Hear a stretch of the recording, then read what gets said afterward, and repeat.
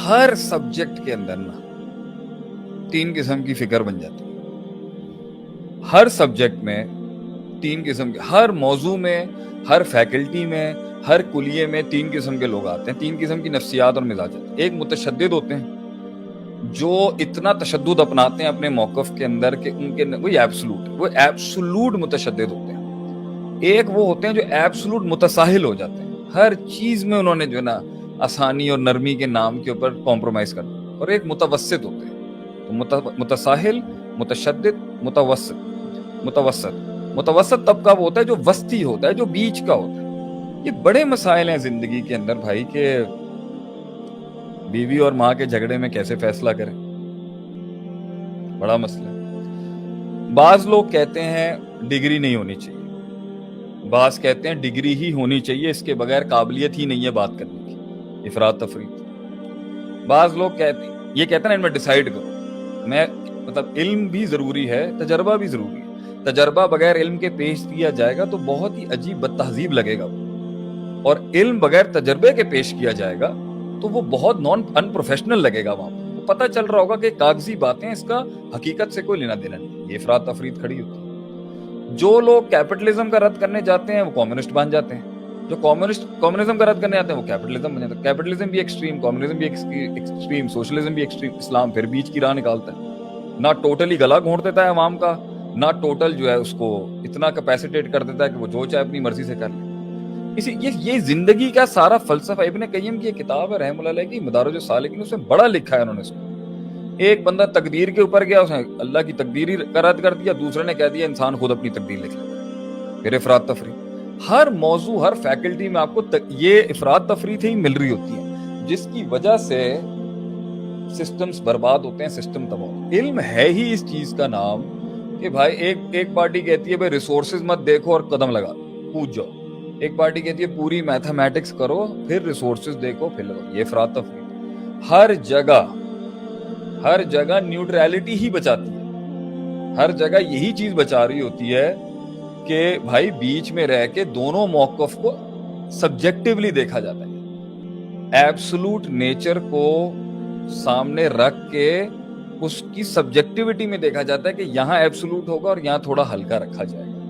علم ہے وہ چیز جو بتائے گی آپ کو کہ جنگ کون سی لڑنی, کس دشمن سے پہلے لڑنا ہے, کس سے بعد میں لڑنا ہے, کتنا نقصان دیکھنا ہے, کتنا. اب ایک پارٹی ہے وہ کہہ رہی ہے کمپٹنسی ہونی چاہیے. ابھی پچھلے دنوں میں نے پوسٹ کیا تھا جی کہ اگر قابلیت ہے ایمانداری نہیں ہے تو فساد ہے. کرپشن لکھا میں نے آگے, اور کرپشن سے مراد میرا فساد ہے. کرپشن سب سے بڑا فساد ہے. اور میں نے لکھا اگر ایمانداری ہے مگر قابلیت نہیں ہے وہ بھی بربادی ہوگی. اس کی بہت سے لوگوں کے سوالات اٹھ گئے. دوسری والی لائن ہی غلط ہے. بھائی کیسے آپ ایک قابلیت کو سامنے رکھ کے ایمان کی بیسس, میں کہہ رہا ہوں نا یہاں بھی ایکسٹریم. ایک پارٹی کہتی ہے امت میں انقلاب آئے گا ما فوق الفطرت, صرف توکل کے اوپر, اور گراؤنڈ پہ کوئی کام کرنے کی ضرورت نہیں ہے. اور ایک پارٹی کہتی ہے گراؤنڈ پہ اتنی میتھمیٹکس کرنی ہے کہ جب تک برابری نہیں ہو جائے گی تب تک مقابلے بازی نہیں کریں گے, نہ جنگ کریں گے, نہ کسی فیلڈ میں قدم رکھیں گے جب تک کہ وسائل پورے نہیں ہو جائیں گے. اس لیے وہ کہتے ہیں توکل بھاڑ میں جائے. نعوذ باللہ. ایکسٹریمز. ہر ایک پارٹی کہتی ہے سائنس کی کوئی اوقات ہی نہیں ہے, ایک پارٹی کہتی ہے بھائی طب میں ہی بیٹھے رہو, وہ طب میں ہے, ایلوپیتھی کی. تو یہ ہر جگہ کل حزب بما لدیہم فرحون.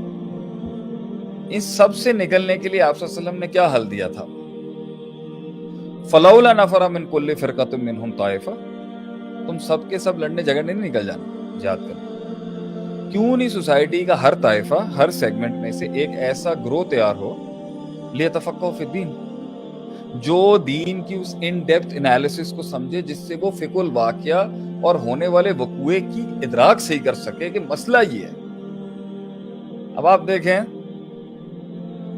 اس میں you want to add something. نہیں آپ وہ یاد نہیں ہے حضرت عمر اعلام الموقعین میں امام ابن قیم رحم اللہ علیہ فقہ کے باب میں اس کو لے کے آئے ہیں, فقہ سمجھاتے ہوئے کہ حضرت عمر کے دور کے اندر ایک مسئلہ ہو گیا کہ ساسان جب فتح ہوا تو جو لوگ کسی علاقے کو فتح کرتے تھے تو غنیمت کا مال 1/5 کو چھوڑ کے 4/5 ان کے پاس ہوتا تھا, جو مغنمین تھے میرے خیال سے. صحیح.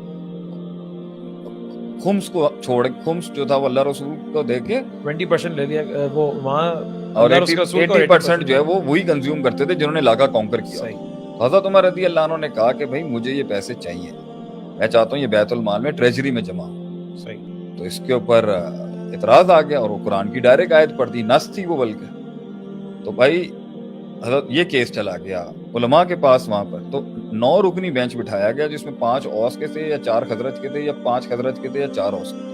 اور حضرت عمر نے اپنا کیس پٹ اپ کیا کہ بھائی میری جو بارڈر پوسٹ ہیں اس کے اوپر مجھے خطرہ بہت زیادہ ہے، مجھے پیسے بہت زیادہ چاہیے. اور یہ قرآن کا ڈائریکٹ آرڈر آیا ہوا ہے کہ جو بھی کسی علاقے کو فتح کرتا ہے وہاں غنیمت کا مال جو ہے وہ پہلے وہیں ان کا حق ہے 1/5 ٹریجری میں چلا جائے گا اللہ رسول کے نام. میں تو چاہتا ہوں کہ مجھے سارا ملے کیونکہ میری پوسٹوں پہ بارڈر پوسٹ پہ بہت خطرہ ہے. ادھر انہوں نے کہا نا کہ آپ اس جزوی مسئلے کو کسی کلی قاعدہ بھی آپ کے پاس ہے تو پیش کریں کوئی، کہ یہاں تو قرآن کی ڈائریکٹ آیت ہے. ایک اسپیسیفک مسئلے کے اندر ایک میکرو پرنسپل لا کے عام کو خاص، خاص کو عام، انڈیفینٹ کو ڈیفینٹ، ڈیفینٹ کو انڈیفینٹ کرنا، یہ علم استعمال ہوئے ہیں اس دور کے مسائل کو سالو کرنے کے لیے. یہ دین اور شریعت پڑھے بغیر تو آ نہیں سکتے. یہاں تو ہر بندہ ہی جو ہے وہ اپنے آپ کو علامہ بنائے بیٹھا ہوا ہے کہ جی اس کے پاس علم کے سارے فرقان ہیں، ساری ڈائمینشنز ہیں، ساری ڈائنامکس ہیں. اور بات ڈائنامکس کی بات ہے اللہ کی مراد کی.